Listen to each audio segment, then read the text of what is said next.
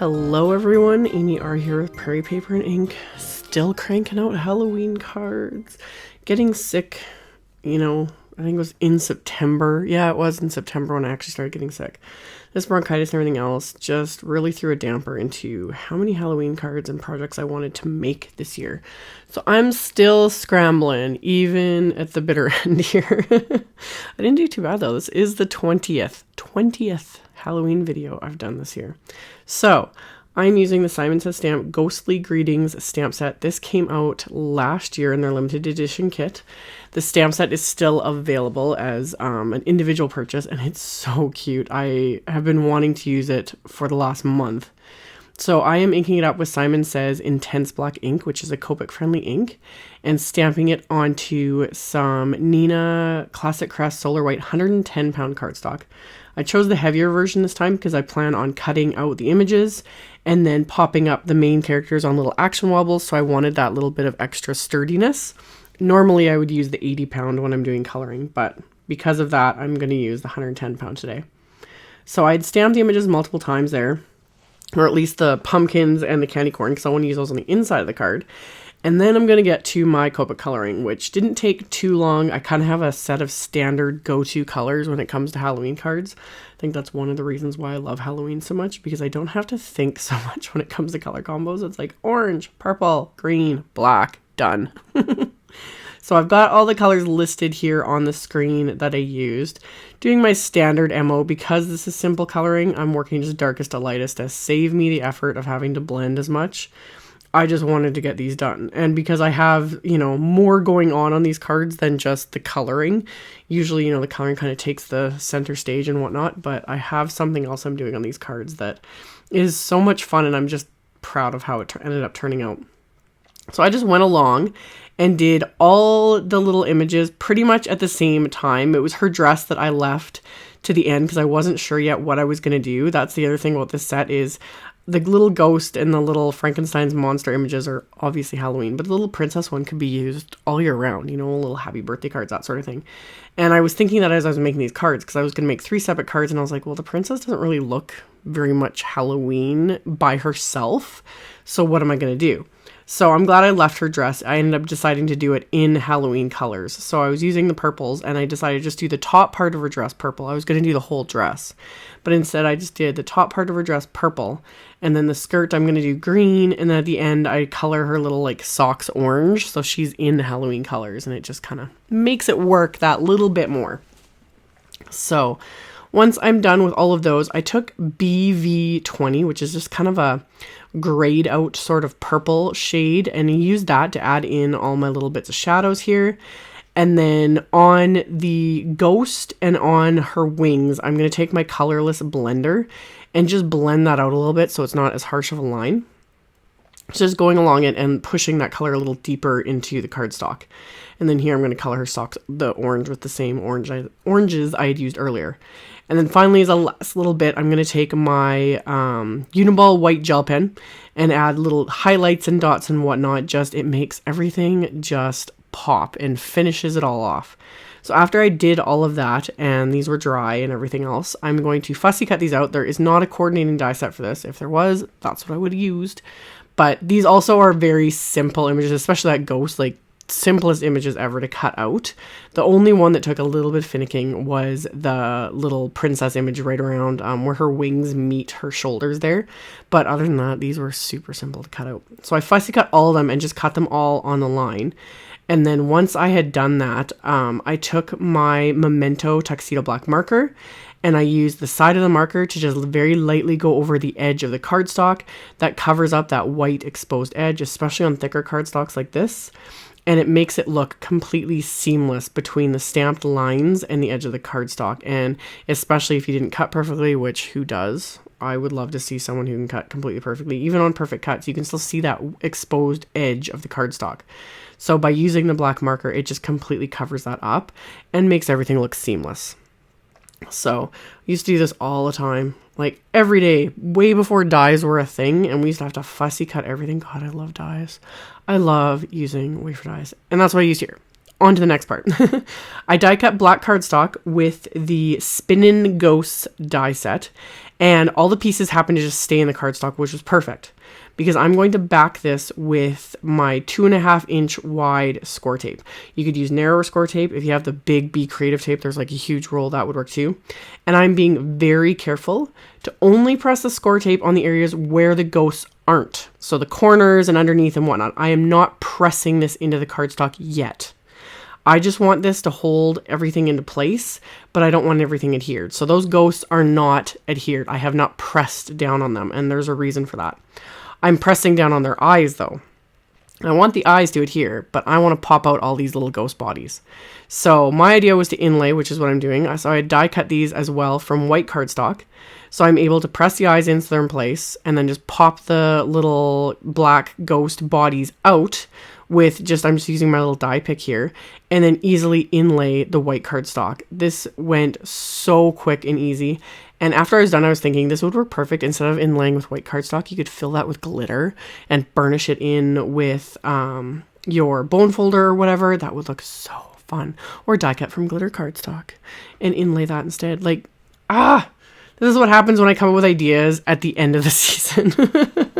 I had so many ideas for this, but I kept mine simple and just inlaid the white cardstock. And this just worked because I came up with doing it this way because I was like, I'm making 3 cards. I really don't want to fiddle around with adhering 3 circles of ghosts. That's what I was originally going to do, was just adhere the ghosts over top of the black cardstock. And I'm like, that's going to take forever to like line them up and blah, blah, blah. And, you know, I just didn't want to do that. Not 3 times over. Once would be okay.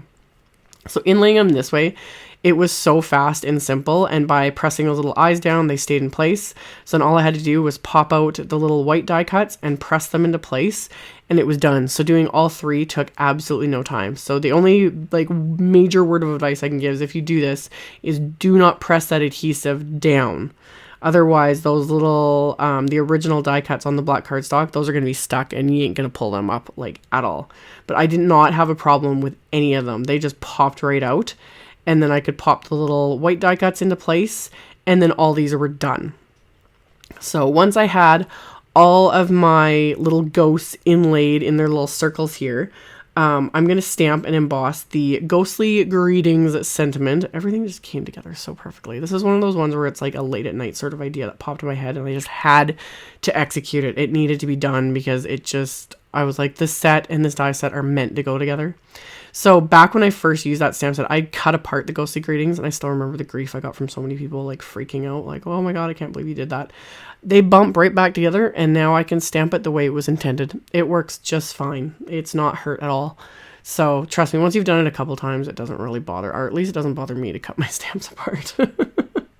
So I stamped the sentiment on the bottoms of all of these. I used my anti-static powder tool first, and then stamped the sentiments with Simon Says clear ink, and then heat embossed them with Hero Art's white embossing powder.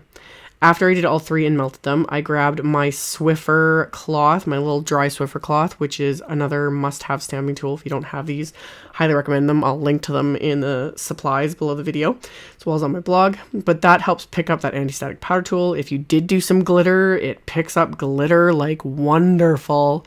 So I like it mostly for using to like this to remove that anti-static powder, especially on black cardstock. And I'll use the same cloth for weeks, if not months sometimes. I just kind of keep folding it over and whatnot. And another thing I do is I use my Tombow Mono Eraser. This is meant to remove like pen marks and whatnot. It's very gritty.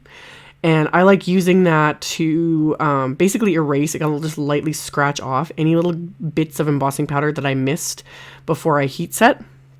And so I could do that and remove it, and it's good to go. So after doing all that, I decided to stamp the little web from the set with Hero Art's Unicorn White Pigment ink.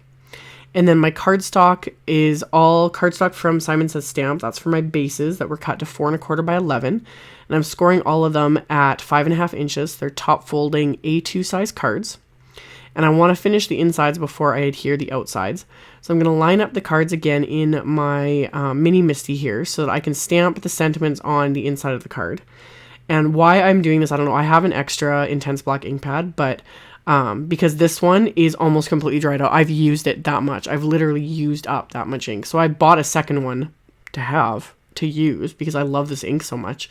and I'm still using the old one and restamping things 15 times like a crazy person. So anyway, I inked up the little spider and on the string stamp by using just the corner of the white ink pad, and then I used the Memento Tuxedo black marker to ink up just the spider so I could stamp that. So he's hanging from his little web, looking all cute, because that's the only time spiders are cute is on cards and during Halloween, never any other time. And then I adhered those little pumpkin and candy corn images that I'd colored. And now I can remove that Scor-Tape from the back of this black cardstock. And that thing is covered in adhesive. It ain't going anywhere, so make sure you line it up perfectly, because the minute you press it down to your card base, it's not going anywhere. Like it will shred if you try and pull it apart. This adhesive is insanely strong.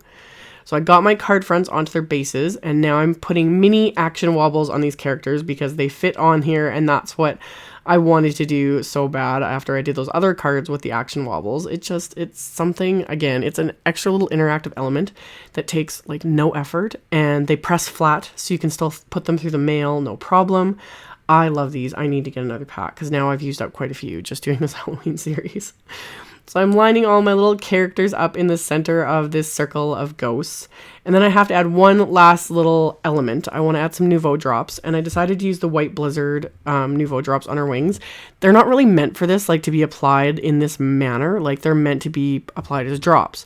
So this one did crack a little on her wings. I can see it in real life, but honestly, you kind of have to like hold it in the light to really notice it because it's glittery. So I'm not too worried about it. But just an FYI about that. These are meant more just to be applied like thicker as little drops, and then there's no problem with them. But I wanted her wings to be glittery, and then I added 2 of the glow-in-the-dark drops, the Banana Split and the Apple Sour, just because I'm obsessed with all things glow-in-the-dark. I think that's so much fun. And then as a last little element, I added white. That would have been really cool. I wish Tonic could do almost like a clearish sort of glow in the dark. I don't even know if that's possible. Orange glow in the dark would have been awesome. And purple. If you ever hear this, if you could do orange and purple for Halloween next year, yes, please. That would just make my day. So added those, and then I have to set all of these aside to completely dry, and they're good to go. Thank you guys so much for watching. If you're interested in winning these, I'm still going to mail them out, even though they will arrive way after Halloween. But I've been giving away all of my Halloween cards to viewers. You just have to go to my blog, and at the end of the post, there'll be a little widget you can enter. And I've just been picking random winners and mailing out the cards. So I will have that info in my blog post, which is linked in the description box below the video. So you can check that out if you're interested. Thank you all so much for watching, subscribing, thumbs upping, and commenting on my videos. I really appreciate it. And I will see you all very soon in the next one. Bye.